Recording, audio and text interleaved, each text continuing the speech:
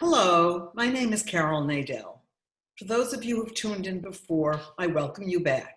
If this is your first time, I'm delighted to have you here, and thank you for inviting me into your Lionsgate home for a short visit. Let me just tell you a little bit about myself. I've lived in New York City for over 50 years, but because of the pandemic, I'm staying with my sister and brother-in-law here in Voorhees.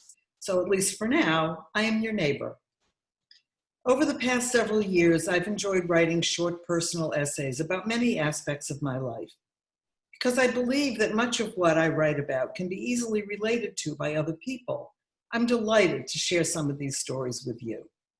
I hope you'll enjoy them and find something in them that rings true, that brings a smile to your face, or maybe even a little tear to your eye. Today, I'm going to read 3 short pieces that reveal the perspective of very young children, particularly as it relates to the lasting significance that seemingly minor incidents can have in their lives. Given the hard times we're all living through right now, it seems important to remember how much a simple act of kindness can mean. The piece dates back about 70 years, and the small child in the piece is me. I call it Vitalis, Old Spice, and me. Vitalis, Old Spice, and me.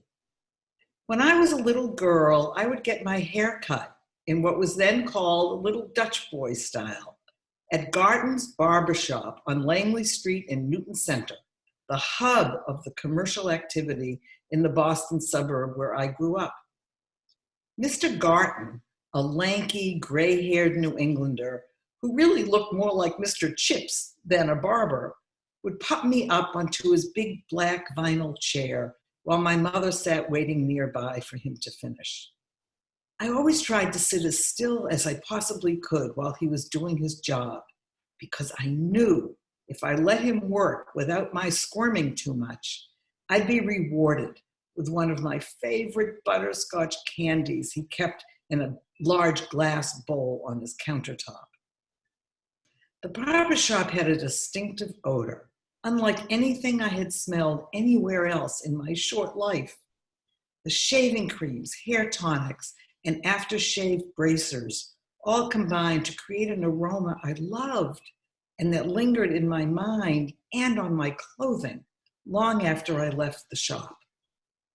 These were the smells that belonged to men with the well-trimmed facial hair and the short-cropped hairstyles of the 1940s and 50s. But when I was seated like a little princess in that great big black chair, those smells belonged to me.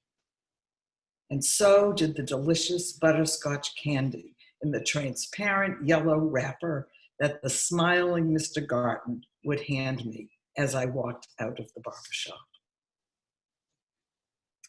Today I can still smell that barbershop, and I still remember the kindness of Mr. Garton, who seemed to understand just perfectly how to make a little girl very, very happy.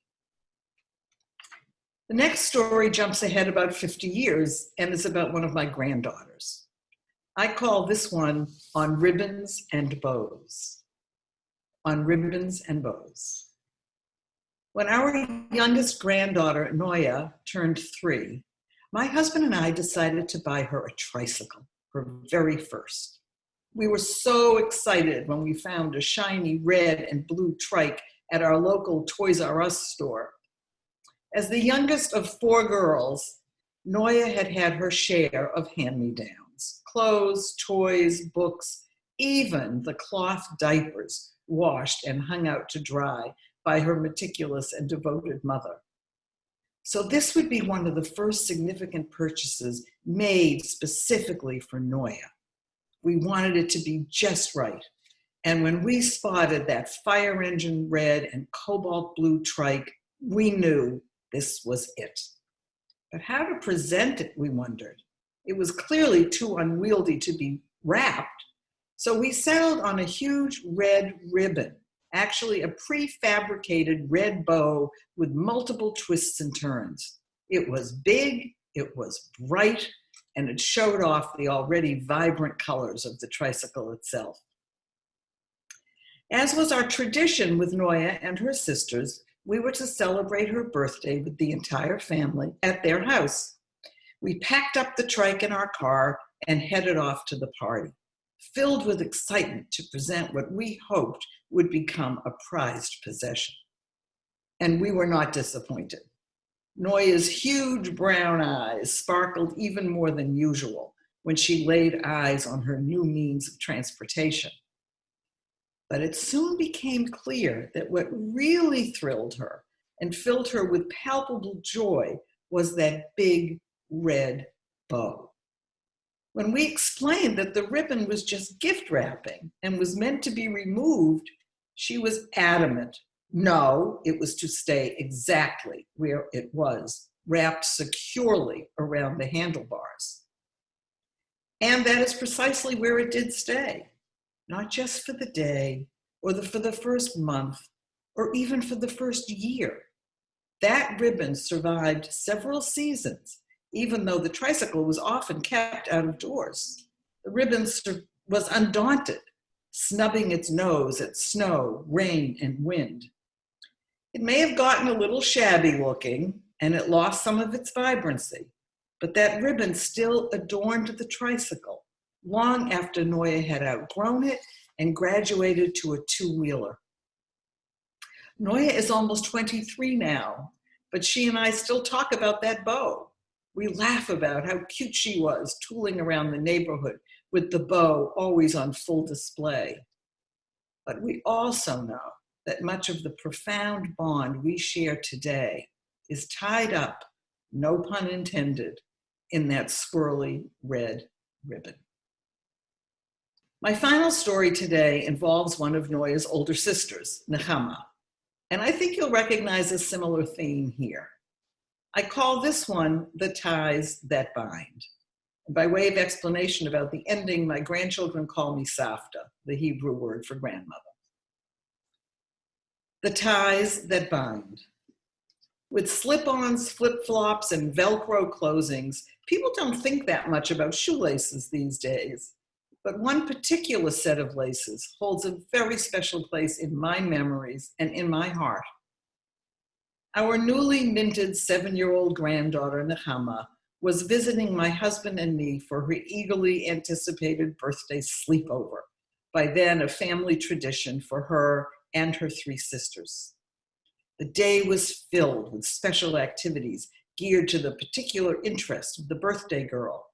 There was story time at the library, a matinee dramatization of The Velveteen Rabbit at a small local children's theater, and a dinner of her favorite linguine and tomato sauce, much preferred over the angel hair pasta her mother usually served.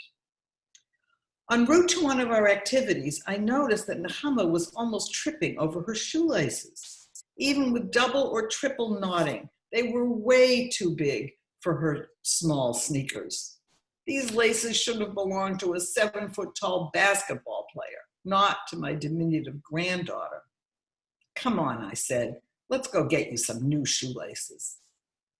With our purchase completed and the new laces securely placed in her sneakers, I rested easy as we went about the rest of our day.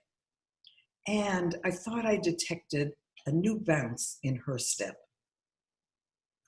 When we took her home the following day, her sisters and her parents excitedly asked for news of her New York adventures. What did she eat? What did she see? What did she do? Without a moment's hesitation, with a broad smile and shining eyes, she announced, Savta bought me new shoelaces. To this day, Nechama, now 24 years old, remembers this incident clearly and tells me how much those shoelaces meant to her as a sign of love and caring from her grandparents. It's another reminder to me that we should never underestimate the power of the simplest gesture, no matter how fleeting. So that's it for now. I wonder if these stories sparked any memories of your own childhood or of some special little moment with children or grandchildren or other young people in your life. I'd love to know whether you enjoyed hearing these stories and whether you'd like to hear more. So if you have a computer, and you have the time or inclination to send me a quick email, I'd love to hear from you. You can contact me here, cnadell@nyc.rr.com, cnadell@nyc.rr.com, and I'd love to hear from you. In the meantime, thanks so much for listening today, and have a great day.